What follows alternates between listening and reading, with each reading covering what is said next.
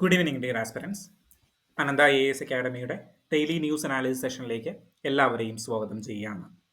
ഇന്നത്തെ ഫസ്റ്റ് പേജിലുള്ള ഒരു ആർട്ടിക്കിൾ ഇൻഡെക്സ് ഓഫ് ഇൻഡസ്ട്രിയൽ പ്രൊഡക്ഷനെ സംബന്ധിച്ചിട്ടുള്ളതാണ്. നമ്മൾ ഈ ഒരു ഡിസ്കഷൻ മുന്നേ നടത്തിയിട്ടുണ്ടായിരുന്നു. ഇൻഡെക്സ് ഓഫ് ഇൻഡസ്ട്രിയൽ പ്രൊഡക്ഷൻസ് ഓരോ മാസവും ഈ ഒരു ഇൻഡെക്സ് പബ്ലിഷ് ചെയ്യും. അപ്പോൾ കഴിഞ്ഞ മാസം ഇതിനെക്കുറിച്ചിട്ട് നമ്മളൊരു വാർത്ത കേട്ടിട്ടുണ്ടായിരുന്നു, അല്ലെങ്കിൽ 3 മന്ത് ലോയിലായിരുന്നു ഇൻഡെക്സ് ഓഫ് ഇൻഡസ്ട്രിയൽ പ്രൊഡക്ഷൻ ഉണ്ടായിരുന്നത് എന്നുള്ള ഒരു വാർത്ത വന്നിട്ടുണ്ടായിരുന്നു കഴിഞ്ഞ മാസം. എന്നാൽ ഇന്ന് കഴിഞ്ഞ 3 മാസങ്ങളെ സംബന്ധിച്ചെടുത്തിട്ട് ഈ index of industrial production improve ചെയ്തിരിക്കുകയാണ്. Okay, so index of industrial production improve ചെയ്തിരിക്കുകയാണ്. അപ്പം നമുക്കതൊന്ന് റിവൈസ് ചെയ്തിട്ട് വേണം നമുക്ക് തിരിച്ചു പോകാനായിട്ട്. അപ്പോൾ എന്താണ് index of industrial production? Index of industrial production എന്ന് പറഞ്ഞു കഴിഞ്ഞാൽ ഇൻഡസ്ട്രിയുടെ പൾസ് മനസ്സിലാക്കുന്നതിന് വേണ്ടിയിട്ടുള്ള ഒരു ഇൻഡെക്സ് ആണ്. അതിൽ 8 കോർ ഇൻഡസ്ട്രീസിനെ ഇൻക്ലൂഡ് ചെയ്തിട്ടുണ്ട്. മാനുഫാക്ചറിങ് ഇൻഡസ്ട്രി, ഇലക്ട്രിസിറ്റി, കോൾ, അങ്ങനെ ഡിഫറെന്റ് ഇൻഡസ്ട്രീസിനെ 8ഓളം ഇൻഡസ്ട്രീസിനെ നമ്മൾ ഈ ഒരു ഇൻഡെക്സിൽ നമ്മൾ ഇൻക്ലൂഡ് ചെയ്തിട്ടുണ്ട്. ആരാണ് ഇത് പബ്ലിഷ് ചെയ്യുന്നത്?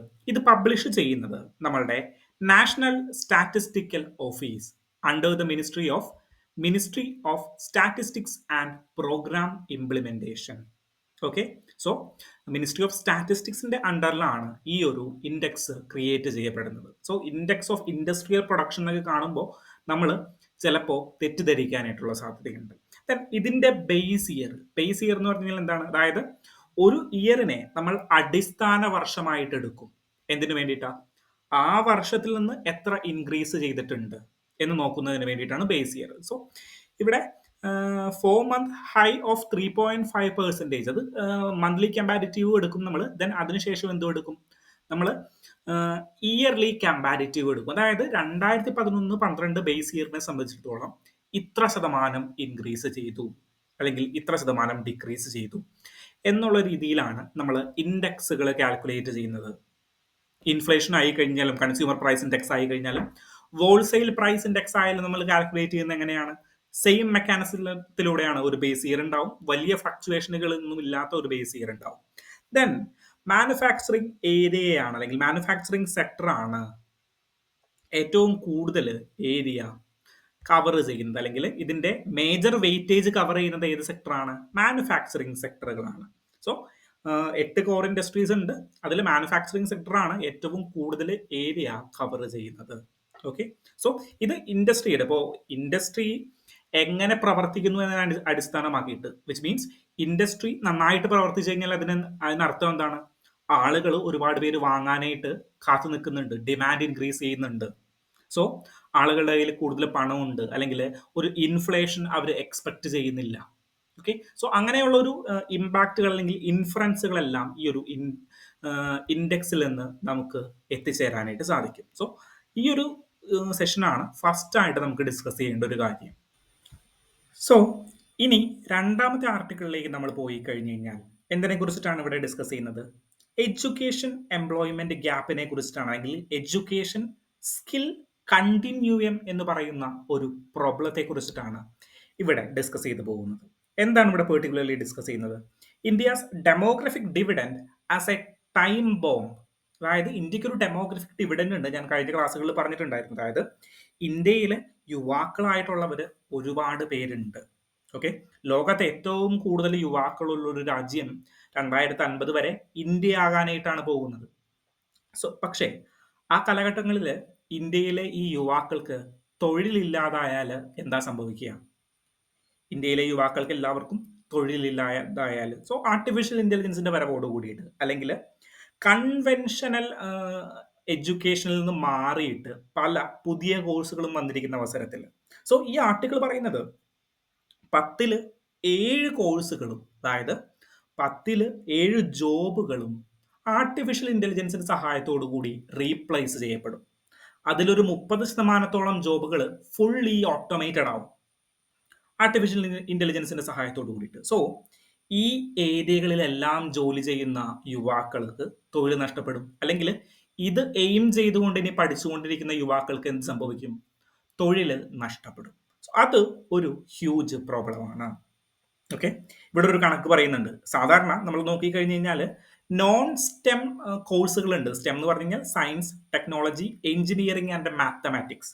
ഈ സ്റ്റെം കോഴ്സുകൾ പഠിച്ചവർക്ക് പലപ്പോഴും ഒരു ജോബിൽ അഡ്വാൻറ്റേജ് ഉണ്ടാകാറുണ്ട്. പക്ഷേ കഴിഞ്ഞ കുറച്ച് വർഷങ്ങളായിട്ട് നമ്മൾ നോക്കിക്കഴിഞ്ഞ് കഴിഞ്ഞാൽ എഞ്ചിനീയറിംഗ് ഗ്രാജുവേറ്റുകൾ പോലും 40-50% എഞ്ചിനീയറിംഗ് ഗ്രാജുവേറ്റുകളും അണ്ടർ എംപ്ലോയിഡ് ആയിട്ടും അൺഎംപ്ലോയിഡ് ആയിട്ടും നിൽക്കുന്ന ഒരു അവസ്ഥയാണ് നമ്മൾ കാണാനായിട്ട് പോകുന്നത്. ഓക്കെ, സോ പല ഇൻസ്റ്റിറ്റ്യൂട്ടുകളും ഒരുപാട് സ്റ്റുഡൻസിനെ ഡിഗ്രി കഴിഞ്ഞിട്ടും എഞ്ചിനീയറിംഗ് കഴിഞ്ഞിട്ടും ഇറക്കി വിടുന്നുണ്ട് ഇന്ത്യയിൽ. ഗ്രാജുവേറ്റുകളായിട്ട് പുറത്തേക്ക് വിടുന്നുണ്ട്. പക്ഷേ ഇതിൽ എത്ര പേര് തൊഴിൽ തേടി പോകുന്നുണ്ട്? സോ ആ ഒരു പ്രോബ്ലം ഇവിടെ നിൽക്കുന്നുണ്ട്. സോ അതിൻ്റെയൊക്കെ ബേസിസിലാണ് നമ്മൾ ഇവിടെ ഡീറ്റെയിൽ ആയിട്ടൊരു ഡിസ്കഷൻ നടത്തുന്നത്. സോ എന്താണ് ഇവിടുത്തെ ഹ്യൂജ് പ്രോബ്ലം? നമുക്ക് ഇപ്പോഴും ഒരു പ്രശ്നമുണ്ട്. കൺവെൻഷണൽ എഡ്യൂക്കേഷൻ മാത്രമാണ് നമ്മളിപ്പോഴും ഏറ്റവും ഉന്നതമായിട്ടുള്ള എഡ്യൂക്കേഷൻ എന്ന് കരുതിക്കൊണ്ടിരിക്കുകയാണ്. അല്ലെങ്കിൽ സ്കിൽ ബേസ്ഡ് ആയിട്ടുള്ള ഒരു ട്രെയിനിങ് നമുക്ക് ഇപ്പോഴും കൊടുത്തിട്ടില്ല. സോ എഡ്യൂക്കേഷൻ സ്കിൽ കണ്ടിന്യൂം, എഡ്യൂക്കേഷനും സ്കില്ലും ഒരുമിച്ച്, അതിനെയാണ് എഡ്യൂക്കേഷൻ സ്കിൽ കണ്ടിന്യൂ എന്ന് പറയുന്നത്. സോ ഈ രണ്ട് കാര്യങ്ങളും ഒരുമിച്ച് പോകുന്ന ഒരു പ്രക്രിയ പലപ്പോഴും നടക്കുന്നില്ല. ഓക്കെ, അതാണ് ഒന്നാമത്തെ problem. So education skill continue നടക്കുന്നില്ല. സോ ഈ ഒരു ആർട്ടിക്കിളിൽ തന്നെ ഇദ്ദേഹം ഒരു റിസർച്ചിനെ പറ്റി പറയുന്നുണ്ട്. ഇന്ത്യയിലെ ഹയർ സെക്കൻഡറി സ്റ്റുഡൻസുമായിട്ട് അല്ലെങ്കിൽ ഹൈസ്കൂൾ സ്റ്റുഡൻസുമായിട്ട് നടത്തിയ ഒരു റിസർച്ച് പ്രോഗ്രാമിൽ എന്താ കണ്ടുപിടിച്ചേ? മിനിമം കൺവെൻഷണൽ ആയിട്ടുള്ള ജോബുകൾ മാത്രമേ അല്ലെങ്കിൽ പൊസിഷനുകൾ മാത്രമേ സ്റ്റുഡൻസിന് അറിവുള്ളൂ. എന്താകണം എന്ന് വെച്ച് കഴിഞ്ഞാൽ ഒന്നില്ലെങ്കിൽ ഡോക്ടർ, അല്ലെങ്കിൽ എഞ്ചിനീയർ, അല്ലെങ്കിൽ IAS ഓഫീസർ, അല്ലെങ്കിൽ IPS ഓഫീസർ, അല്ലെങ്കിൽ ലോയർ. ഇങ്ങനെ ഒരു 6-7 കാര്യങ്ങൾ മാത്രമേ സ്റ്റുഡൻസിന് അറിയാൻ പാടുള്ളൂ.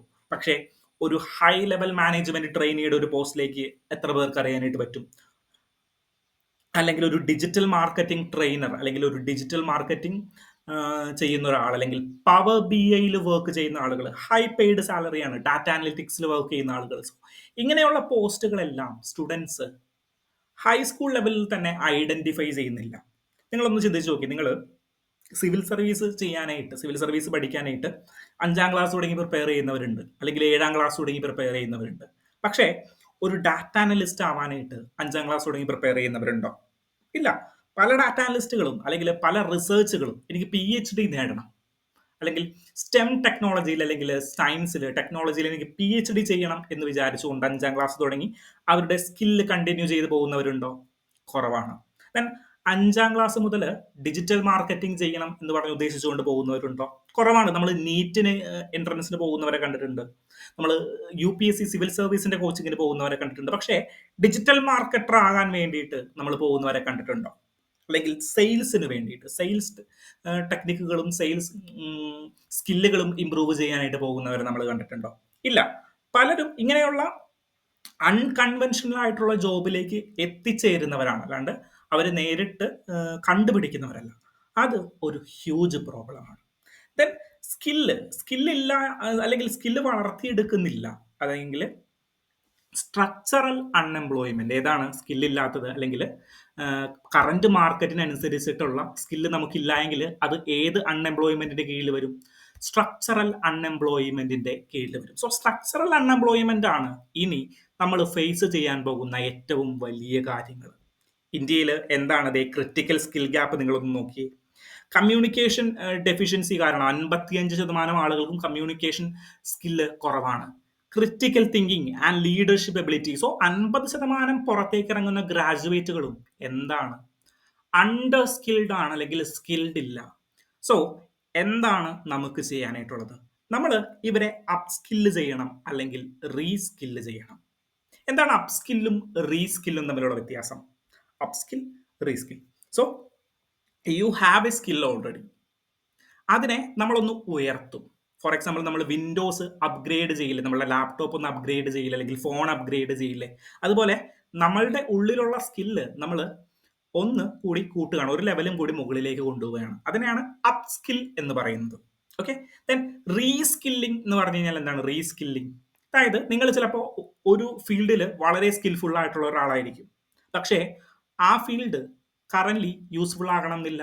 ഫോർ എക്സാമ്പിൾ നിങ്ങൾ ഭയങ്കര വലിയ അക്കൗണ്ടന്റ് ആയിരിക്കും, അല്ലെങ്കിൽ അക്കൗണ്ടിങ് ഫീൽഡിൽ നിങ്ങൾ അതിഗംഭീരമായിട്ട് കണക്കുകൾ ക്രിയേറ്റ് ചെയ്യുന്ന ഒരാളായിരിക്കും. പക്ഷേ നിങ്ങൾക്ക് പുതിയ അക്കൗണ്ടിങ് സോഫ്റ്റ്വെയറിനെ കുറിച്ചിട്ട് സ്കില്ലില്ല. So you are skilled in your own profession, but you have to reskill to align with what you have already taught. മനസ്സിലായോ? സോ അതിനെയാണ് റീസ്കില്ലിംഗ് എന്ന് പറയുന്നത്. Okay, so upskilling, reskilling. Then unemployment, under employment. എന്താണ് under employment എന്ന് പറഞ്ഞു കഴിഞ്ഞാൽ, ഈ ആർട്ടിക്കിളിൽ നിങ്ങൾ കണ്ട ഒരു വാക്കാണ് അണ്ടർ എംപ്ലോയ്മെന്റ്. എംപ്ലോയ്മെന്റിന്റെ താഴെ കിടക്കുന്നതിനെയാണ് അണ്ടർ എംപ്ലോയ്മെന്റ് എന്ന് പറയുന്നത്. അല്ല, അണ്ടർ എംപ്ലോയ്മെന്റ് എന്ന് പറഞ്ഞു കഴിഞ്ഞാൽ you are looking for A job. For example, നിങ്ങൾ സിവിൽ സർവീസ് പരീക്ഷ എഴുതിയിട്ട് നിങ്ങളൊരു ജോലി നോക്കാൻ പോവുകയാണ്, അല്ലെങ്കിൽ സിവിൽ സർവീസ് എന്ന് പറയുന്ന ഒരു ജോലിയിലേക്ക് പ്രവേശിക്കാനായിട്ട് നിങ്ങൾ എക്സാമുകൾ നിരന്തരമായിട്ട് എഴുതുന്നവരാണ്. സോ നിങ്ങൾ അൺഎംപ്ലോയിഡ് ആയിട്ടുള്ള ആളുകളാണോ? ജോലിയൊന്നും ആയില്ലേ എന്ന് ആരെങ്കിലും ചോദിച്ചു കഴിഞ്ഞാൽ നിങ്ങൾ പറയണം, ഞങ്ങൾ അൺഎംപ്ലോയിഡ് അല്ല, ഞങ്ങൾ അണ്ടർ എംപ്ലോയിഡ് ആയിട്ടുള്ള ആളുകളാണ്, ഞങ്ങൾ ജോലിക്ക് വേണ്ടി നോക്കിക്കൊണ്ടിരിക്കുന്നവരാണ്. ഓക്കെ, സോ അങ്ങനെയുള്ള ആളുകളെയാണ് നമ്മൾ ഏത് ഗണത്തിൽ കൂട്ടുന്നത്? അണ്ടർ എംപ്ലോയ്മെന്റ് എന്ന് പറയുന്ന ഒരു ഗണത്തിൽ കൂട്ടുന്നത്. സോ ഇന്ത്യയുടെ പ്രശ്നം എന്താണ്? കൺവെൻഷനൽ ആയിട്ടുള്ള ജോബ് ഫീച്ചേഴ്സ് അല്ലെങ്കിൽ ജോബ് മേഖലകൾ മാത്രമേ ഇവർക്ക് അറിയാനായിട്ട് പാടുള്ളൂ. ഓക്കെ, ദെൻ മറ്റൊരു കാര്യമുണ്ട്. ആരാണ് ഈ എഡ്യൂക്കേഷനും സ്കില്ലിനെയും കമ്പൈൻ ചെയ്യേണ്ടത്? ഓഫ് കോഴ്സ് നമ്മുടെ യൂണിവേഴ്സിറ്റികളും നമ്മളുടെ സർക്കാരുകളും സ്റ്റേറ്റുകളുമാണ്. ഇവർ എന്തൊക്കെ കാര്യങ്ങൾ ചെയ്യുന്നുണ്ട്? പല കാര്യങ്ങളും അപ്സ്കില്ല് ചെയ്യാനായിട്ടും റീസ്കില്ല് ചെയ്യുന്നതിനും വേണ്ടിയിട്ട് ചെയ്യുന്നുണ്ട്. നമ്മളുടെ എഡ്യൂക്കേഷൻ സിസ്റ്റത്തിൽ പല മാറ്റങ്ങളും വരുന്നുണ്ട്. നമുക്ക് പറയാനായിട്ട് സാധിക്കും, NEP, national education policy of 2020, NEP 2020 പ്രകാരം എന്താണ്? സ്കില്ലിന് കുറച്ചും കൂടി ഊന്നൽ കൊടുത്തുകൊണ്ടുള്ള പഠനമാണ് നമ്മൾ ഉദ്ദേശിച്ചുകൊണ്ടിരിക്കുന്നത്. ദെൻ മറ്റൊരാൾക്ക് ഇതിൽ പാർട്ടിസിപ്പേറ്റ് ചെയ്യാനായിട്ട് പറ്റുമല്ലോ? തീർച്ചയായിട്ടും പറ്റും. ആർക്കാണത്? പ്രൈവറ്റ് സെക്ടറിനാണ്. എന്തിനു വേണ്ടിയിട്ടാണ്? പ്രൈവറ്റ് സെക്ടറിനാണ്. സോ എഡ്ടെക് ടെക്നോളജി അല്ലെങ്കിൽ എഡ്യൂക്കേഷണൽ ടെക്നോളജി യൂസ് ചെയ്യുന്ന പ്രൈവറ്റ് സെക്ടറുകൾ പ്രധാനമായിട്ടും ഫോക്കസ് ചെയ്തുകൊണ്ടിരിക്കുന്നത് ഏത് മേഖലയിലാണ്? നിങ്ങളെ UPSC പഠിപ്പിക്കാനായിട്ടാണ്, അല്ലെങ്കിൽ നീറ്റ് പഠിപ്പിക്കാനായിട്ടാണ്. നിങ്ങൾ എടുത്തു നോക്കി, ഇന്ത്യയിലെ ഏറ്റവും കൂടുതൽ എഡ്ടെക് കമ്പനീസ് എവിടെയാണ് ഉള്ളത്? എഡ്യൂക്കേഷൻ ഫീൽഡിലാണ്. ബൈജൂസ് ഉണ്ട്, ഫിസിക്സ് വാലി ഉണ്ട്, സൈലം ഉണ്ട്, അനന്ത IAS അക്കാഡമി ഉണ്ട്. ഡിഫറെന്റ് അക്കാഡമികൾ ഇന്ത്യയിലുണ്ട്. ഹൈലി നീറ്റിന് വേണ്ടിയിട്ട് പ്രിപ്പയർ ചെയ്യുന്നവര്, UPSCക്ക് വേണ്ടിയിട്ട് പ്രിപ്പയർ ചെയ്യുന്നവര്, ലോ എൻട്രൻസിന് വേണ്ടിയിട്ട് പ്രിപ്പയർ ചെയ്യുന്നവര്. നിങ്ങൾ മേജർ ഇന്ത്യയുടെ എഡ്യൂക്കേഷൻ ടെക്നോളജി ഫീൽഡ് എടുത്ത് നോക്കിക്കഴിഞ്ഞാൽ, അല്ലെങ്കിൽ എഡ്യൂക്കേഷൻ ടെക് കമ്പനീസ് എടുത്ത് നോക്കിക്കഴിഞ്ഞാൽ നിങ്ങൾക്ക് ഒരു കാര്യം മനസ്സിലാവും. എന്താണ്? ഇവരെല്ലാവരും ഫോക്കസ് ചെയ്തിരിക്കുന്നത് ഈ കോച്ചിങ് ഇൻസ്റ്റിറ്റ്യൂട്ടുകളാണ്, അല്ലെങ്കിൽ എൻട്രൻസ് എക്സാമിനുകൾക്ക് വേണ്ടിയിട്ടാണ്. അല്ലാണ്ട് മേജറായിട്ട് സ്കില്ല് അപ്ഗ്രേഡ് ചെയ്യുന്നതിന് വേണ്ടിയിട്ട്, അല്ലെങ്കിൽ റീസ്കില്ല് ചെയ്യുന്നതിന് വേണ്ടിയിട്ട് ഏതെങ്കിലും ഇൻസ്റ്റിറ്റ്യൂട്ടുകൾ, എഡ്യൂക്കേഷണൽ ഇൻസ്റ്റിറ്റ്യൂട്ടുകൾ, ബിഗ് ടെക് കമ്പനീസ് നിങ്ങൾക്ക് പരിചയമുണ്ടോ? ഏതെങ്കിലും ഇപ്പോൾ അക്കാഡമി നിങ്ങൾ എടുത്തു നോക്കൂ, അല്ലെങ്കിൽ വേറെ ഏതെങ്കിലും എടുത്തു നോക്കിക്കഴിഞ്ഞാലും അപ്പ് സ്കില്ല് ചെയ്യുന്നതിന് വേണ്ടിയിട്ടുള്ള ടൂളുകൾ യൂസ് ചെയ്യുന്ന, അല്ലെങ്കിൽ അപ്പ് സ്കില്ല് ചെയ്യുന്നതിന് വേണ്ടിയിട്ട് പ്രവർത്തിക്കുന്ന എഡ്യൂക്കേഷൻ ടെക് കമ്പനീസ് നിങ്ങൾക്ക് പരിചയമുണ്ടോ? ചില കമ്പനീസ് ഉണ്ട്, എന്നാൽ അത്ര പ്രൊമിനന്റ് ആയിട്ടുള്ള വലിയ കമ്പനികൾ ഒന്നുമില്ല. സോ വലിയ ഹ്യൂജ് മാർക്കറ്റ് ഇൻവെസ്റ്റ്മെന്റ് ഉള്ള, ഹ്യൂജ് പ്രോഫിറ്റ് ജനറേറ്റ് ചെയ്യുന്ന, ഹ്യൂജ് ടേൺ ഓവേഴ്സ് ക്രിയേറ്റ് ചെയ്യുന്ന കമ്പനീസ് എല്ലാം ഇതിലാണ് ഫോക്കസ് ചെയ്തിരിക്കുന്നത്. നോൺ ജനറേറ്റീവ് ആയിട്ടുള്ള കാര്യങ്ങളിലാണ്. അതായത് നിങ്ങളെ പഠിപ്പിക്കുക, നിങ്ങൾക്കൊരു ജോലി കിട്ടുക, അതും കൺവെൻഷണൽ ജോലീസിലേക്ക് വേണ്ടിയിട്ടാണ്, അല്ലെങ്കിൽ കൺവെൻഷണൽ ജോബ്സിലേക്ക് വേണ്ടിയിട്ടാണ് മെയിൻലി ഫോക്കസ് ചെയ്തുകൊണ്ടിരിക്കുന്നത്. നിങ്ങൾക്ക് ഡിജിറ്റൽ മാർക്കറ്റർ ആകാം. അതുമായി ബന്ധപ്പെട്ടിട്ട് ഗൂഗിളിന്റെയും ഫേസ്ബുക്കിന്റെയും മെറ്റയുടെയും ആൽഫബറ്റിന്റെയും മുന്നിലേക്ക് തുറന്നു തരാനായിട്ടുള്ള വഴികൾ പ്രിപ്പയർ ചെയ്യിപ്പിക്കുന്ന, 5ാം ക്ലാസ് മുതൽ കോച്ചിങ് കൊടുത്തിട്ട് ഗൂഗിളിലേക്കും ഫേസ്ബുക്കിലേക്കും സ്റ്റുഡൻസിനെ കയറ്റി അയക്കുന്ന എത്ര എഡ്യൂക്കേഷണൽ കമ്പനീസ് ഉണ്ട്. സോ ഇതിനെയാണ് എഡ്ടെക് പാരഡോക്സ് എന്ന് നമ്മൾ പറയുന്നത്. സോ എഡ്യൂക്കേഷണൽ ടെക്നോളജിക്കൽ ഫേമുകൾ എന്താ കറന്റ് ചെയ്യേണ്ടത്? അപ്പ് സ്കില്ല് ചെയ്യുന്നതിനും റീസ്കില്ല് ചെയ്യുന്നതിനും വേണ്ടിയിട്ടുള്ള ഓപ്പർച്യൂണിറ്റീസ് കൂടുതൽ തുറന്നിടണം. പക്ഷേ അവർ കറന്റ് എന്താ ചെയ്തുകൊണ്ടിരിക്കുന്നത്? Test preparation rather than skill development. Then certification, ചില സർട്ടിഫിക്കേഷനുകൾ ഉണ്ട്, നമ്മളുടെ ഉഡമി പോലെയുള്ള ആപ്പുകളുണ്ട്. ദെൻ അങ്ങനെയുള്ള സർട്ടിഫിക്കേഷനുകളൊക്കെ കമോഡിറ്റി ആയിട്ട് മാറിക്കൊണ്ടിരിക്കുകയാണ്.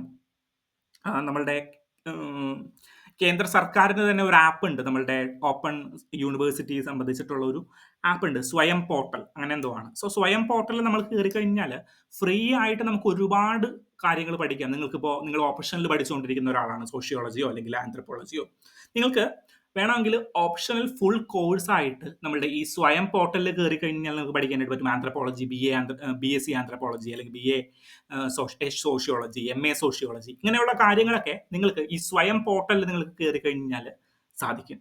പക്ഷേ ഇവരും മേജർലി ഫോക്കസ് ചെയ്യുന്നത് ജനറൽ ആയിട്ടുള്ള കാര്യങ്ങൾ പ്രൊവൈഡ് ചെയ്യുന്നതിന് വേണ്ടിയിട്ടാണ്. സ്കിൽ അപ്ഗ്രേഡ് ചെയ്യുക എന്നുള്ളതാണ് നമ്മളുടെ ഹ്യൂജ് പ്രോബ്ലം ആയിട്ട് വരുന്നത്. ദെൻ ഇവിടെ നമ്മൾ നോക്കാൻ പോകുന്നത് സോ നമ്മൾ എന്താ കണ്ടുപിടിച്ച് നമ്മളുടെ പ്രോബ്ലം ഐഡന്റിഫൈ ചെയ്തു, എന്തൊക്കെ പ്രോബ്ലംസ് ആണ് കറന്റ് നമ്മളുടെ സിസ്റ്റത്തിൽ ഉള്ളത് എന്ന് നമ്മൾ ഐഡന്റിഫൈ ചെയ്തു. മേജർ ആയിട്ടുള്ള ഒരൊറ്റ പ്രോബ്ലമേ ഉള്ളൂ, എഡ്യൂക്കേഷൻ സ്കിൽ കണ്ടിന്യൂം ഇല്ല. ഇത് രണ്ടും കൂടി കണ്ടിന്യൂ ചെയ്ത് ഒരുമിച്ച് കൈകോർത്ത് കൊണ്ടുപോകുന്നില്ല. പല എക്സാമ്പിളുകളിലൂടെ നമ്മളത് പ്രവർത്തിപ്പിച്ചു. നമ്മളുടെ റിസർച്ച് ഡാറ്റ, ഹയർ സെക്കൻഡറി സ്റ്റുഡൻസിലുള്ള റിസർച്ച് ഡാറ്റ നമ്മൾ നോക്കി. അതിൽ കൺവെൻഷനൽ എന്ത് മാത്രമേ നമ്മൾ കൊടുക്കാനായിട്ട് പറ്റുന്നുള്ളൂ, കൺവെൻഷനൽ ജോബുകൾ മാത്രമേ സ്റ്റുഡൻസിന് ഏറ്റവും കൂടുതൽ അറിയാകുന്നുള്ളൂ എന്ന് നമ്മൾ ഐഡന്റിഫൈ ചെയ്തു. ദെൻ പബ്ലിക് പ്രൈവറ്റ് പാർട്ട്ണർഷിപ്പിനെ നമ്മൾ കമ്പൈൻ ചെയ്ത് നോക്കി.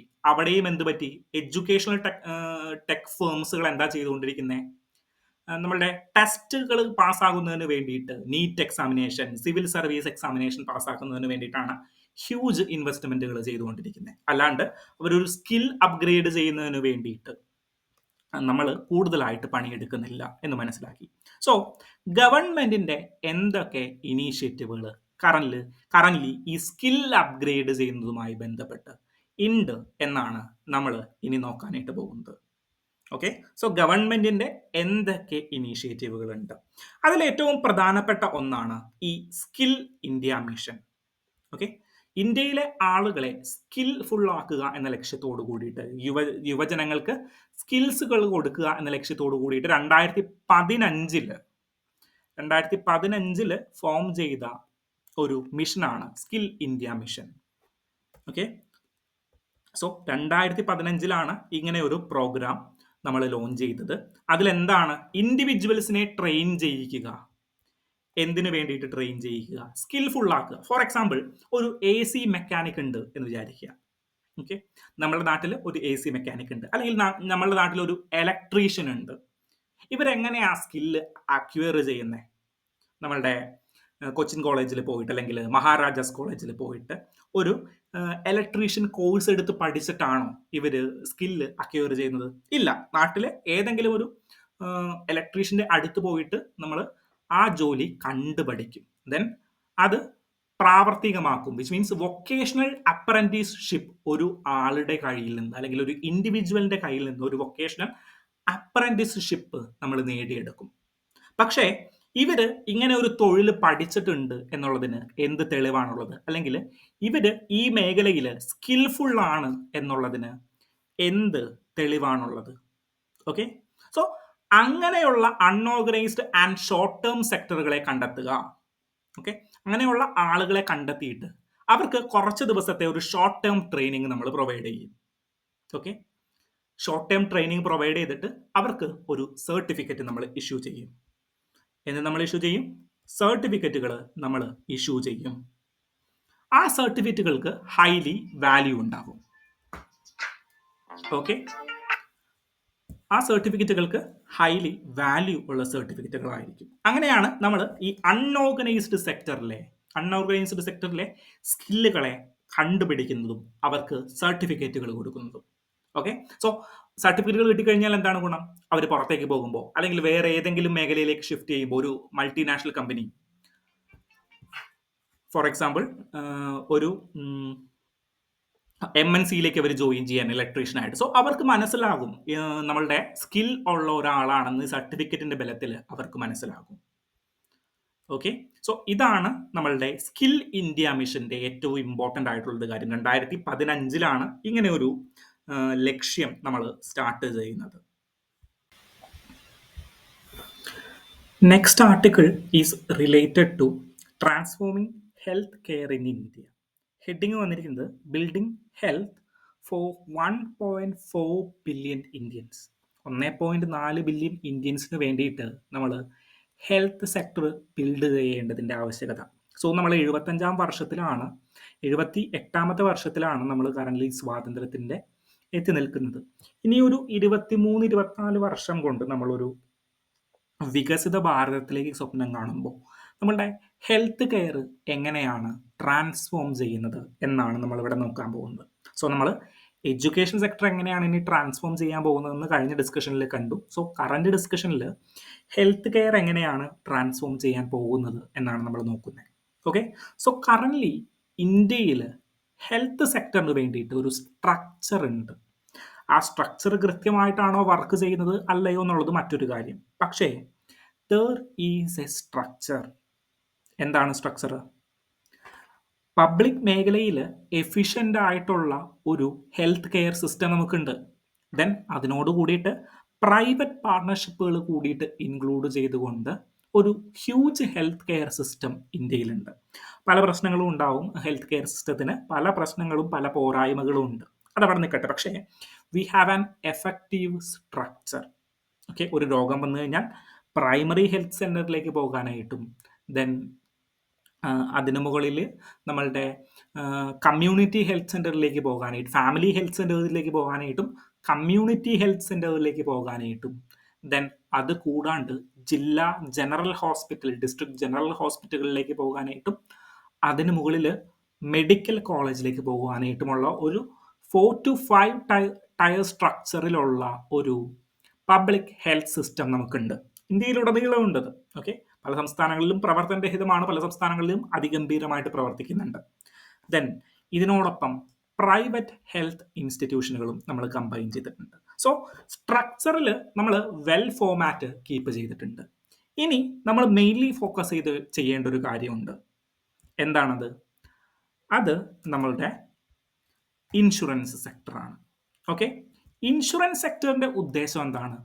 Access to health care for all, അല്ലെങ്കിൽ എവരിബഡി, എല്ലാവർക്കും ഹെൽത്ത് കെയർ ആക്സസ് ചെയ്യാനായിട്ട് പറ്റണം. സോ നമ്മൾ എന്ത് ചെയ്യും? ഒരു ഇൻഷുറൻസ് പ്രീമിയം എടുത്തിട്ട് നമ്മളുടെ റിസ്ക് നമ്മൾ എന്ത് ചെയ്യും? പൂള് ചെയ്യും. റിസ്ക് പൂള് ചെയ്ത് കഴിഞ്ഞ് കഴിഞ്ഞാൽ റിസ്കിൻ്റെ എഫക്റ്റ് നമുക്ക് കുറയ്ക്കാനായിട്ട് സാധിക്കും. സോ ഇതാണ് നമ്മളുടെ ഇൻഷുറൻസിൻ്റെ ഒരു പ്രിൻസിപ്പിൾ എന്ന് പറയുന്നത്. നമ്മളുടെ റിസ്ക് നമ്മൾ മറ്റൊരാളിലേക്ക് കൊടുക്കുകയാണ്, അല്ലെങ്കിൽ നമ്മളുടെ റിസ്ക് നമ്മൾ ഒരു സ്ഥലത്ത് പൂള് ചെയ്യുകയാണ്. എന്നിട്ട് എന്ത് ചെയ്യും? നമ്മൾ ബാക്കിയുള്ളവരും പൂൾ ചെയ്തിട്ടുണ്ടല്ലോ, അതിൽ നിന്ന് ആവശ്യമുള്ളവർക്ക് കൊടുക്കും.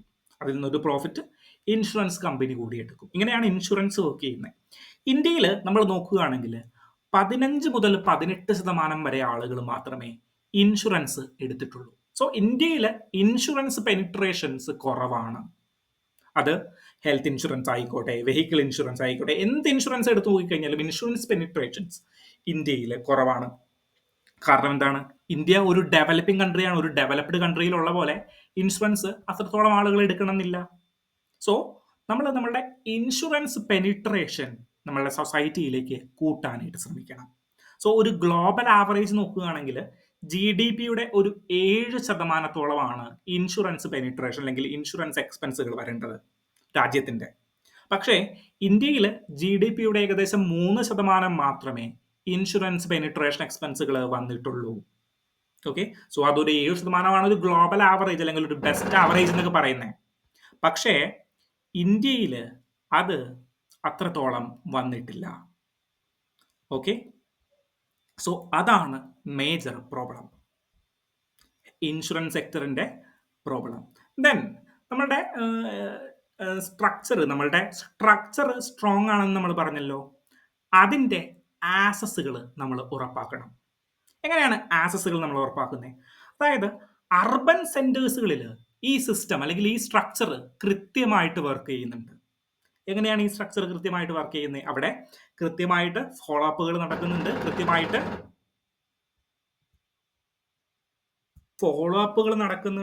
കൃത്യമായിട്ട് സിസ്റ്റം റണ്ണ് ചെയ്ത് പോകുന്നുണ്ട്. പക്ഷേ സബ് അർബൻ ഏരിയകളിലേക്കും റൂറൽ ഏരിയാസിലേക്കും വരുമ്പോഴും ഇപ്പോഴും ആ സ്ട്രക്ചർ കൃത്യമായിട്ട് വർക്ക് ചെയ്യുന്നില്ല. So access to health care നമ്മൾ ആരിലേക്ക് കൂടി കൊടുക്കണം?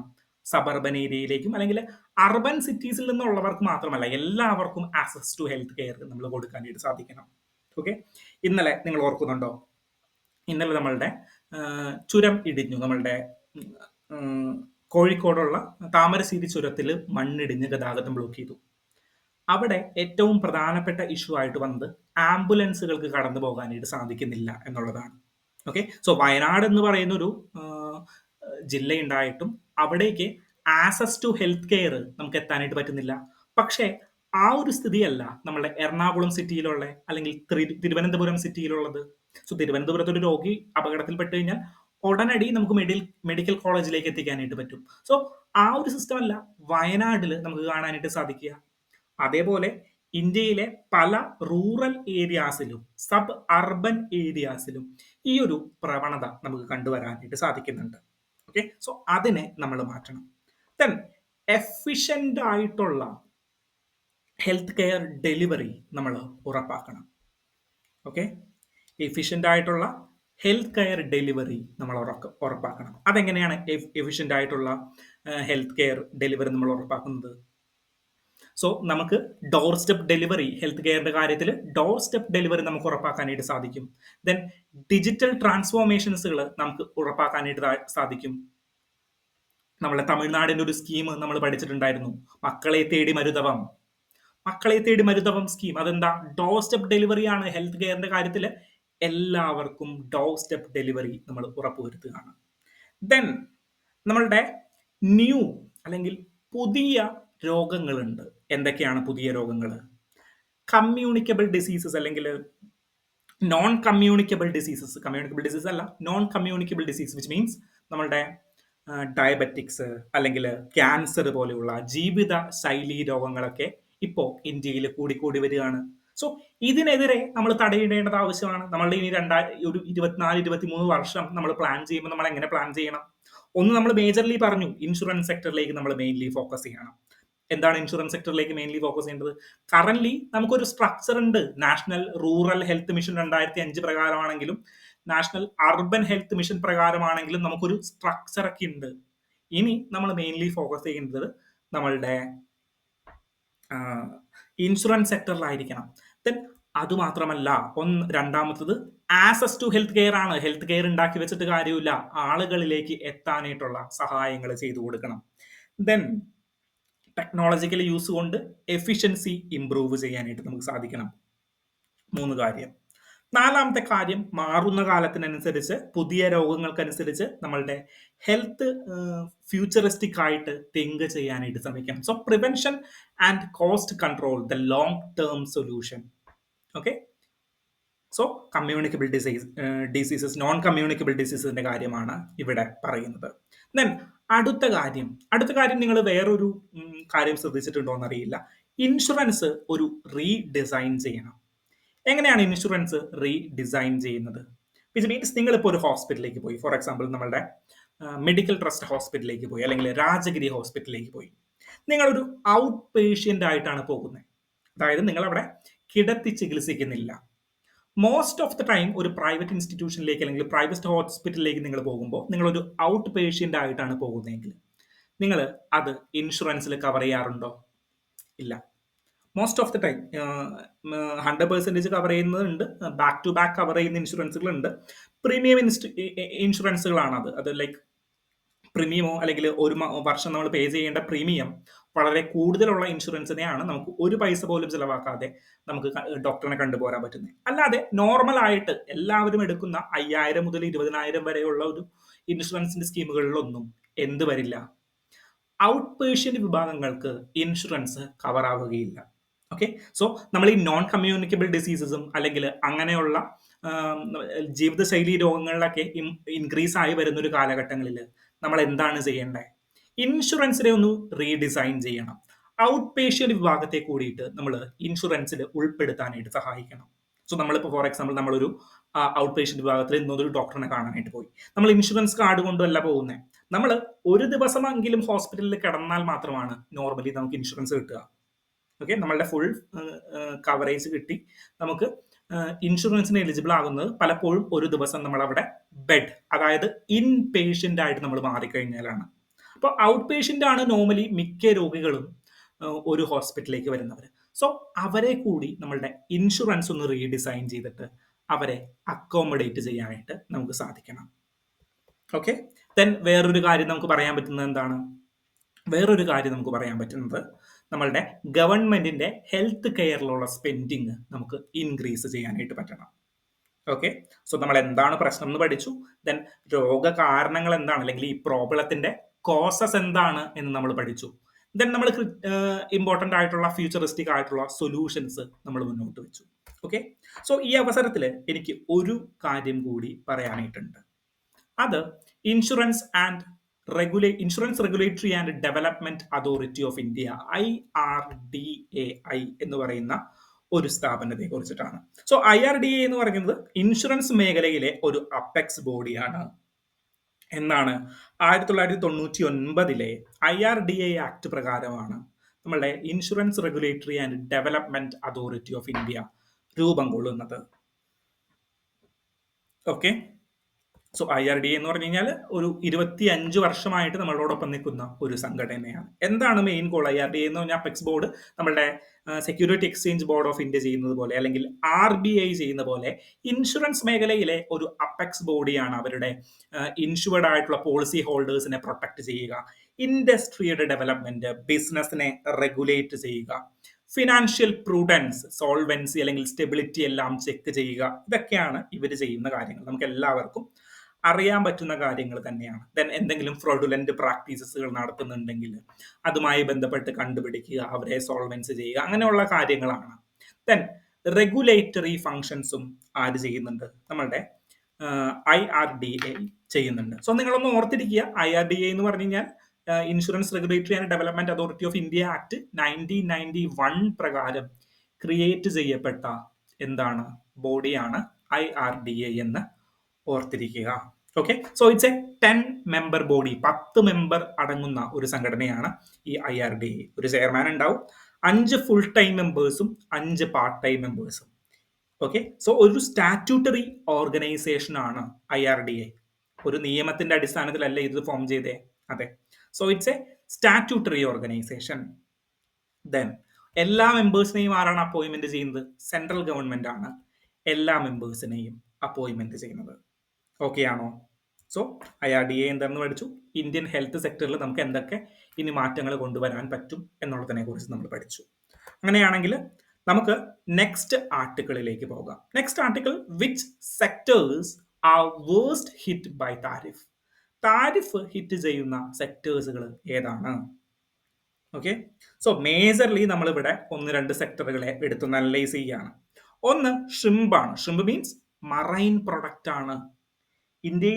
ഇന്ത്യൻ കയറ്റുമതിയിൽ 8ാം സ്ഥാനത്തോ 7ാം സ്ഥാനത്തോ നിൽക്കുന്ന ഒരു കയറ്റുമതി എക്സ്പോർട്ടാണ് ഈ മറൈൻ പ്രൊഡക്റ്റുകൾ എന്ന് പറഞ്ഞു കഴിഞ്ഞാൽ.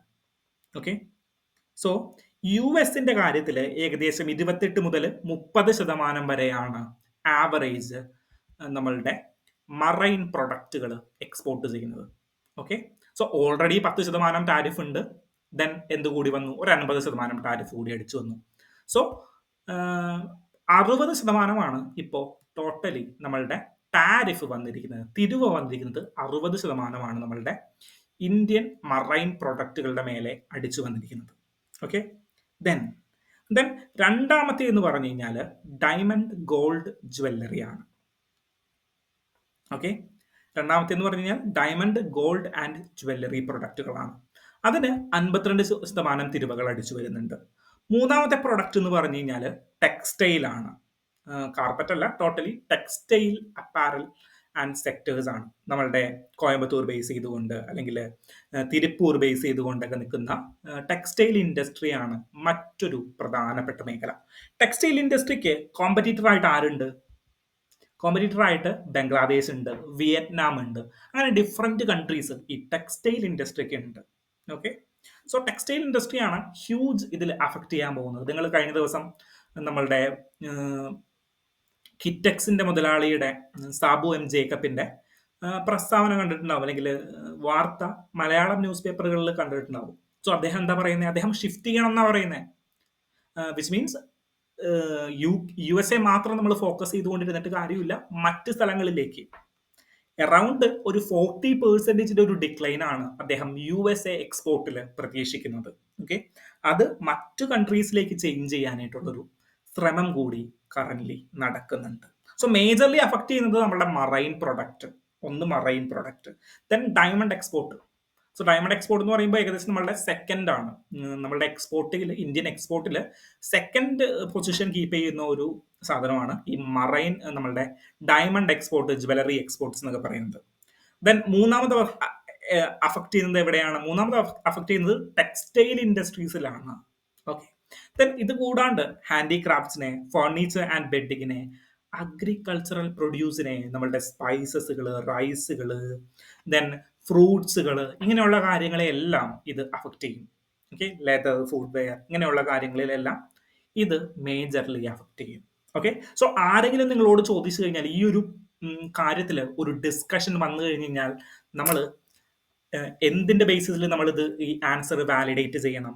സ്റ്റാറ്റിസ്റ്റിക്സിന്റെ ബേസിസിൽ നമ്മൾ ഈ ആൻസർ വാലിഡേറ്റ് ചെയ്യണം. വെറുതെ മറൈൻ പ്രൊഡക്റ്റുകൾ എന്ന് പറഞ്ഞാൽ പോരാ. അത് പത്രം വായിക്കുന്ന എല്ലാവരും പറയും. പക്ഷേ നമ്മൾ എന്ത് കൂടിയിട്ട് പറയും? നമ്മളുടെ പേഴ്സൻറ്റേജ് കണക്ക് കൂടി പറയും. 60% താരിഫ്, അറൗണ്ട് 28% ആണ് ഇന്ത്യയുടെ മറൈൻ എക്സ്പോർട്ട് ആരിലേക്ക് പോകുന്നത്? USA മാത്രം പോകുന്ന മറൈൻ എക്സ്പോർട്ടുകൾ. ദെൻ ജ്വല്ലറിയുടെ കേസിലാണെങ്കിൽ 52% തിരിവ് അടിച്ചു കൊടുത്തിരിക്കുകയാണ്. ജ്വല്ലറി ഇന്ത്യയുടെ സെക്കൻഡ് ലാർജസ്റ്റ് എക്സ്പോർട്ടാണ്. ഗ്ലോബലി സെക്കൻഡ് ലാർജസ്റ്റ് എക്സ്പോർട്ടാണ് ഇന്ത്യയുടെ. സോ അതിനെയും അഫക്റ്റ് ചെയ്യും. ദെൻ ടെക്സ്റ്റൈൽ ആൻഡ് അപ്പാരൽ സെക്ടറിനെ കൂടിയിട്ട് ഈ ഒരു പ്രോബ്ലം എന്ത് ചെയ്യും? അഫക്റ്റ് ചെയ്യും. ഓക്കെ, ഇതിന് മേജർലി സൊല്യൂഷൻ എന്താണ്? നമ്മൾ പല ടൈമിൽ ഡിസ്കസ് ചെയ്തിട്ടുണ്ട്, പല എഡിറ്റോറിയലുകളിൽ ഡിസ്കസ് ചെയ്തിട്ടുണ്ട്. എന്താണ് solution? Multi alignment. So Rangarajan സാറിന്റെ ഒരു എഡിറ്റോറിയൽ ഉണ്ടായിരുന്നു, നമ്മളുടെ ഫോമർ RBI ഗവർണറിന്റെ ഒരു എഡിറ്റോറിയൽ. അദ്ദേഹം പറഞ്ഞ എന്താണ്? ഈ മൾട്ടി അലൈൻമെന്റും അല്ലെങ്കിൽ നമ്മളുടെ ഫോക്കസ് ഷിഫ്റ്റും ഒക്കെ പെട്ടെന്നൊരു സുപ്രഭാതത്തിൽ, വിച്ച് മീൻസ് ഷോർട്ട് ടേമിൽ നമുക്ക് ചെയ്യാനായിട്ട് പറ്റുന്ന ഒരു കാര്യമല്ല. കാരണം ഇന്ന് തുടങ്ങി നമ്മൾ ഗ്ലോബൽ സൗത്തിലേക്ക് സാധനങ്ങൾ കയറ്റി അയക്കണം എന്ന് പറഞ്ഞു കഴിഞ്ഞാൽ 85 ബില്യൺ സാധനങ്ങൾ അല്ലെങ്കിൽ 85 ബില്യൺ ഡോളറിന്റെ ട്രേഡ് നമ്മൾ മാറ്റണം. അത് ഉടനടി നടക്കുന്ന ഒരു കാര്യമല്ല. ഷോർട്ട് ടേം, ലോങ് ടേം ആണെങ്കിലും ഓക്കെ നമുക്ക് മാറ്റാം. USA ആയിട്ട് നമുക്ക് മാറ്റാം, മീൻസ് UK ആയിട്ട് നമുക്ക് മാറ്റാം, അല്ലെങ്കിൽ യൂറോപ്യൻ യൂണിയനുമായിട്ട് നമുക്ക് കൈകോർക്കാം. ഈവൻ ഗ്ലോബൽ സൗത്തിലേക്ക് നമുക്ക് എക്സ്പോർട്ടുകൾ മാറ്റാം. പക്ഷേ ഷോർട്ട് ടേമിൽ ഇത് ചേഞ്ച് ചെയ്യുക എന്ന് പറയുന്നത് ഹ്യൂജ് പ്രോബ്ലമാണ്. പക്ഷേ നമുക്ക് പോസിറ്റീവായിട്ട് അല്ലെങ്കിൽ ഒപ്റ്റിമിസ്റ്റിക് ആയിട്ട് നമുക്ക് ചിന്തിക്കാൻ പറ്റുന്ന കാര്യം, നമുക്ക് മാത്രമല്ല ഈ ഒരു പ്രോബ്ലം വന്നിരിക്കുന്നത്. ഓക്കെ, സോ ഇന്ത്യക്കാണ് കുറച്ച് കൂടുതലെങ്കിലും ഇന്ത്യക്ക് മാത്രമല്ല ടാരിഫുകൾ അടിച്ചിരിക്കുന്നത്. സോ അത് നമുക്ക് പ്രതീക്ഷയ്ക്ക് വകയുണ്ടോ എന്ന് ചോദിച്ചു കഴിഞ്ഞാൽ കണ്ടറിയണം. ഓക്കെ, സോ ഇതാണ് ഈ ഒരു ഡിസ്കഷനിൽ ഇമ്പോർട്ടൻ്റ് ആയിട്ടുള്ളത്. സോ ഇനി നമുക്ക് ഡിസ്കസ് ചെയ്യേണ്ട ഒരു കാര്യമാണ് ഇന്ത്യയുടെ കോട്ടൺ കൾട്ടിവേഷനുമായി ബന്ധപ്പെട്ടിട്ട്. കുറച്ച് ദിവസങ്ങളായിട്ട് ഇത് വാർത്തയിൽ ഇടയ്ക്കിടയ്ക്ക് വരുന്നുണ്ട്. Cotton imports to be duty free till December 31. അതായത് ഈ വർഷം ഇന്ത്യയുടെ കോട്ടൺ പ്രൊഡക്ഷൻ അത്ര ഗംഭീരമായിട്ടല്ല നടന്നിരിക്കുന്നത്. സോ നമ്മളുടെ ടെക്സ്റ്റൈൽ ഇൻഡസ്ട്രിക്ക് വേണ്ടിയിട്ട് കോട്ടൺസ് ഇമ്പോർട്ട് ചെയ്യാനായിട്ടുള്ളൊരു ഓപ്പർച്യൂണിറ്റി കറൻ്റ്ലി ഉണ്ട്. സോ നമ്മൾ ഡിമാൻഡ് കൂടിക്കഴിയുമ്പോൾ, അല്ലെങ്കിൽ നമുക്ക് ഇന്ത്യയിൽ കറൻ്റ്ലി പ്രൊഡ്യൂസിങ് കുറവാണെന്ന് കണ്ടു കഴിഞ്ഞാൽ നമുക്ക് ഇമ്പോർട്ടിനുള്ള സാഹചര്യങ്ങൾ നമ്മൾ ഒരുക്കി കൊടുക്കും. സോ ഇന്ത്യയിൽ ഇമ്പോർട്ട് കൂടുതലാണെന്ന് കണ്ടു കഴിഞ്ഞാൽ നമ്മൾ ഇമ്പോർട്ട് റെസ്ട്രിക്ഷനുകൾ വെക്കും. ഓക്കെ, സോ നോർമലി അതൊരു എക്കോണമിക് പ്രാക്ടീസസ് ആണ്. നമുക്ക് ഇന്ന് ഡിസ്കസ് ചെയ്യേണ്ടത് കോട്ടൺ കൾട്ടിവേഷനുമായി ബന്ധപ്പെട്ടിട്ടുള്ള അഗ്രികൾച്ചറൽ പാർട്ടാണ്. ഓക്കെ, സോ ആദ്യം മനസ്സിലാക്കുക, cotton is A kharif crop. Okay, so kharif crop എന്ന് പറഞ്ഞു കഴിഞ്ഞാൽ എന്താണ്? ഖാരിഫ് ക്രോപ്പ് എന്ന് പറഞ്ഞു കഴിഞ്ഞാൽ മഴയുള്ള സമയങ്ങളിൽ, എക്സാമ്പിൾ മെയ് ജൂൺ കാലഘട്ടങ്ങളിലൊക്കെ നമ്മൾ നട്ടു നനയ്ക്കുന്ന ചെടികളെയാണ് ഖാരിഫ് ക്രോപ്പുകൾ എന്ന് പറയുന്നത്. Okay, so cotton is A kharif crop.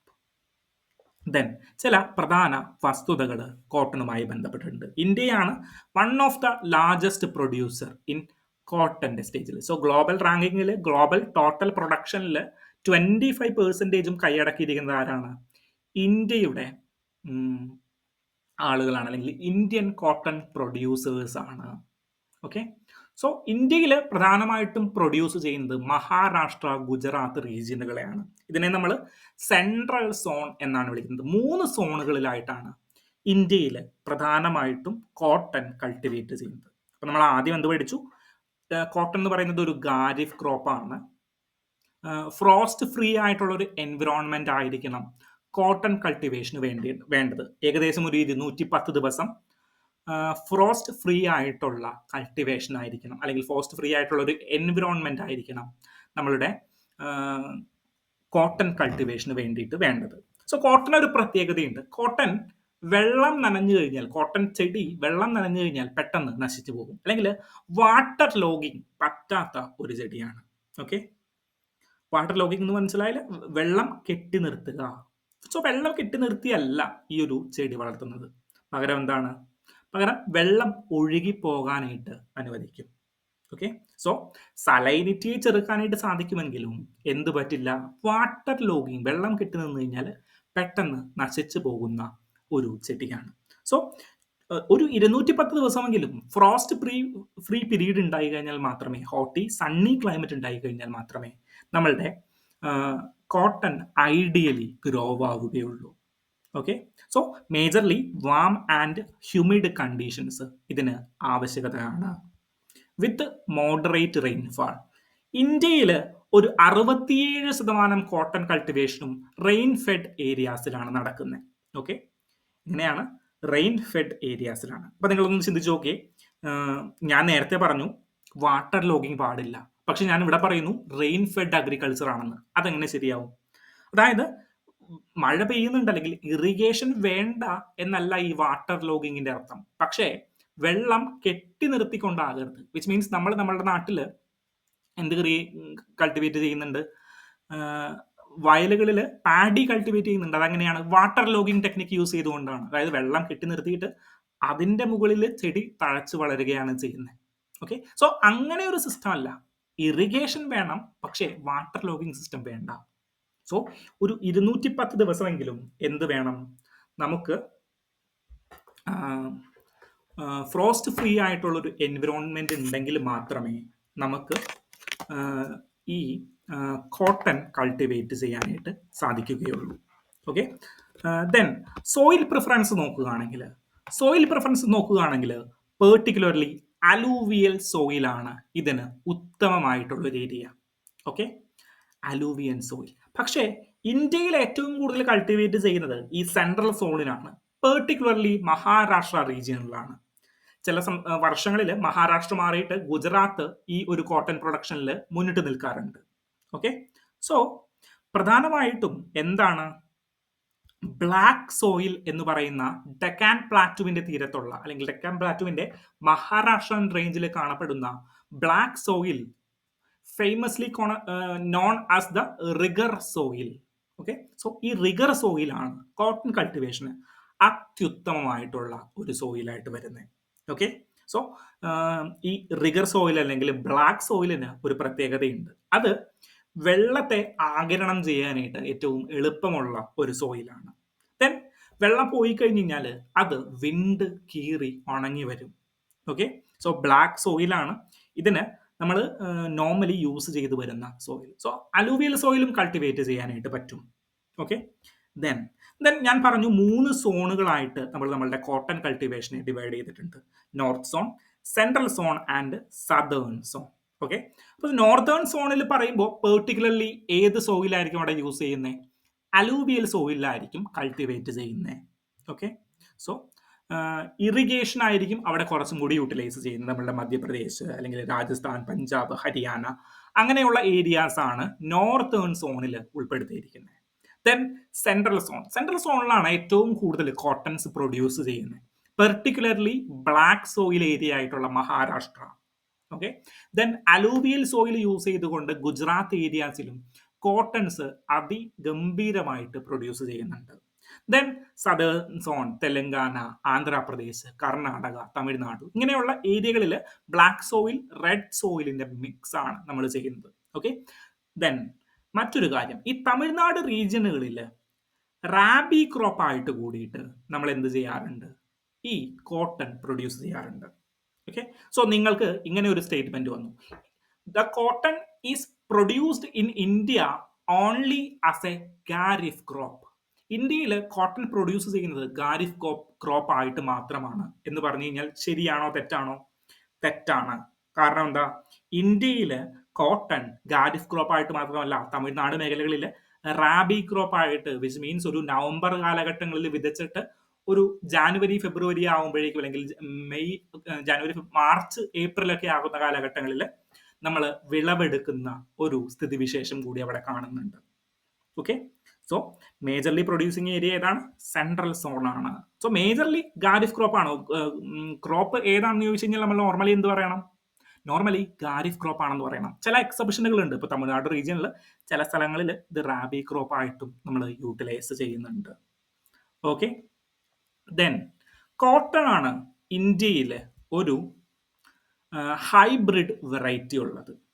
Okay, so hybrid variety എന്ന് പറഞ്ഞു കഴിഞ്ഞാൽ എന്താണ്? ഹൈബ്രിഡ് വെറൈറ്റി അതായത് ജെനറ്റിക്കലി മോഡിഫൈഡ് കോട്ടൺ ഇന്ത്യയിൽ നിലവിലുണ്ട്. അതായത് അതിന്റെ എന്തെങ്കിലും ഡിഫക്റ്റുകളെ മാറ്റുന്നതിന് വേണ്ടിയിട്ട് നമ്മൾ ജെനറ്റിക്കിനെ അതിൽ മോഡിഫൈ ചെയ്യും. ഓക്കെ, സോ അങ്ങനെ ഒരു കോട്ടന്റെ പേരാണ് BT കോട്ടൺ. എന്താണ്? BT cotton. ദെൻ നമ്മൾ ബ്രിഞ്ചാളിന് വേണ്ടിയിട്ട് ജെനറ്റിക്കലി മോഡിഫൈഡ് ബ്രിഞ്ചാളുകൾ ക്രിയേറ്റ് ചെയ്യാൻ ശ്രമിക്കുന്നുണ്ട്. പക്ഷേ അതിന് അനുമതികൾ കിട്ടുന്നില്ല. അതിന്റെ സയന്റിഫിക് പ്രോസസ്സുകൾ നടക്കുന്നേ ഉള്ളൂ. കോട്ടൺ ആകുമ്പോൾ നമ്മൾ ഭക്ഷിക്കേണ്ട കാര്യമല്ല, നമുക്ക് പ്രൊഡ്യൂസ് ചെയ്ത് ടെക്സ്റ്റൈൽ ഇൻഡസ്ട്രിയൊക്കെ ഉണ്ടാക്കാൻ വേണ്ടിയിട്ടാണ്. സോ അതിന് വലിയ അനുമതികളുടെ ആവശ്യമില്ല. എന്നാലും ഹൈലി അനുമതികൾ ചോദിച്ചു വാങ്ങിയിട്ട്, അല്ലെങ്കിൽ ടെസ്റ്റുകൾ നടത്തിയിട്ട്, സയന്റിഫിക് എക്സ്പ്ലനേഷനുകൾ കൊടുത്തിട്ട്, കേസുകൾ വാദിച്ചിട്ടൊക്കെയാണ് നമ്മൾ ഈ BT കോട്ടന് അനുമതി വാങ്ങിച്ചെടുത്തത്. ഓക്കെ, സോ BT കോട്ടൺ എന്ന് പറഞ്ഞാൽ എന്താണ്? അതൊരു ഹൈബ്രിഡ് വെറൈറ്റി ആണ്. സോ എന്തെങ്കിലും ഒരു ഡിഫക്റ്റ് ആയിരിക്കും. ഫോർ എക്സാമ്പിൾ, ഡ്രോട്ട് റെസിസ്റ്റന്റ് ആയിട്ടുള്ള പുതിയൊരു വെറൈറ്റി ഓഫ് കോട്ടൺസ് നമുക്ക് ക്രിയേറ്റ് ചെയ്യണം. അല്ലെങ്കിൽ വെള്ളം കൂടുതലുള്ള സ്ഥലങ്ങളിൽ, വാട്ടർ ലോഗിംഗ് ടെക്നിക്ക് യൂസ് ചെയ്തുകൊണ്ടുള്ള സ്ഥലങ്ങളിൽ, മഴ ഒരുപാടുള്ള സ്ഥലങ്ങളിൽ കോട്ടൺ കൾട്ടിവേറ്റ് ചെയ്യണം. അപ്പൊ ഞാൻ എന്ത് ചെയ്യും? ഞാൻ കോട്ടന്റെ ജെനറ്റിക്സിൽ ചില മാറ്റങ്ങൾ വരുത്തും. എന്നിട്ട് അതിനെ വാട്ടർ റിസൈലിയന്റ് ആയിട്ടുള്ള ഒരു ക്രോപ്പ് ആയിട്ട് ഇൻട്രൊഡ്യൂസ് ചെയ്യും. അങ്ങനെ ജെനറ്റിക്കലി മോഡിഫൈ ചെയ്യുന്നതിനെയാണ് നമ്മൾ എന്ത് വിളിക്കുന്നത്? നമ്മളെ ഹൈബ്രിഡ് കോട്ടണുകൾ എന്ന് നമ്മൾ വിളിക്കുന്നത്.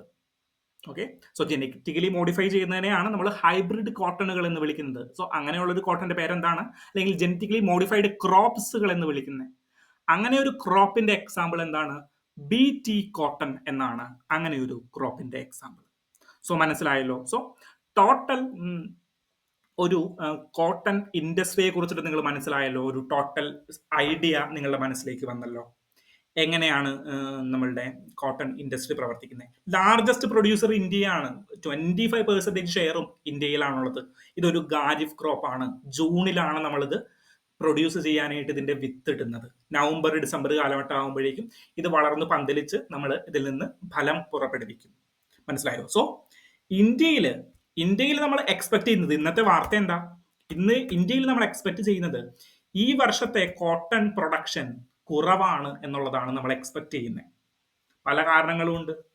ക്ലൈമറ്റിക് റീസൺ ഉണ്ട്, ദെൻ പല കാരണങ്ങളും ഉണ്ട്. സോ അത് കാരണം നമ്മൾ എന്ത് ചെയ്യുന്നു? കോട്ടൺ ഇമ്പോർട്ട്, പുറത്തു നിന്ന് കോട്ടൺ ഇന്ത്യയിലേക്ക് വാങ്ങാനായിട്ട്, അല്ലെങ്കിൽ നമ്മുടെ ടെക്സ്റ്റൈൽ മാർക്കറ്റുകൾക്ക് വാങ്ങാനായിട്ടുള്ള ഡ്യൂട്ടീസ് നമ്മൾ ഇളവ് ചെയ്ത് കൊടുക്കുകയാണ് ഈ ഒരു ന്യൂസിൽ പറയുന്നത്. സോ ഡീറ്റെയിൽ ആയിട്ട് ഈ ഒരു ഡിസ്കഷൻ മനസ്സിലായല്ലോ. എന്താണ് കോട്ടൺ, എങ്ങനെയാണ് കോട്ടൺ ഇൻഡസ്ട്രി, 3 സെക്ടറുകൾ: central zone, northern zone and southern zone. ഇതിലെ മേജർ പോർഷൻസ് എവിടെയാണ് വരുന്നത്? സെൻട്രൽ സോണുകളിലാണ്. പ്രധാനപ്പെട്ട സോയിൽ ഏതാണ്? അലൂവിയൽ സോയിലാണ്. ദെൻ ഏറ്റവും ഇമ്പോർട്ടന്റ് ബ്ലാക്ക് സോയിലാണ്, മഹാരാഷ്ട്ര റീജിയൻ. സോ ഏറ്റവും കൂടുതൽ കോട്ടൺ ഉൽപ്പാദിപ്പിക്കുന്നത് എവിടെയാണ്? Most time മഹാരാഷ്ട്രയാണ്. ദെൻ ചില ഇയറുകളിൽ ഗുജറാത്ത് പ്രൊമിനന്റ് ആയിട്ട് പ്രൊഡ്യൂസ് ചെയ്യുന്നത് കണ്ടിട്ടുണ്ട്. ഓക്കെ, സോ മഹാരാഷ്ട്ര റീജിയനിലാണ് ഏറ്റവും കൂടുതൽ ഈ ബ്ലാക്ക് സോയിൽ ഉള്ളത്. സോ മഹാരാഷ്ട്രയ്ക്കാണ് അതിന്റെ ഒരു അഡ്വാൻറ്റേജ് ഉള്ളത്. ഓക്കെ, ദെൻ ചില വർഷങ്ങളിൽ നമ്മളുടെ ഗുജറാത്ത് ഔട്ട് നമ്പർ ചെയ്യാറുണ്ട് പ്രൊഡക്ഷന്റെ കാര്യത്തിൽ. ഓക്കെ, സോ ഇതാണ് ഡീറ്റെയിൽ ആയിട്ടുള്ള ഇന്നത്തെ news analysis discussion. Thank you.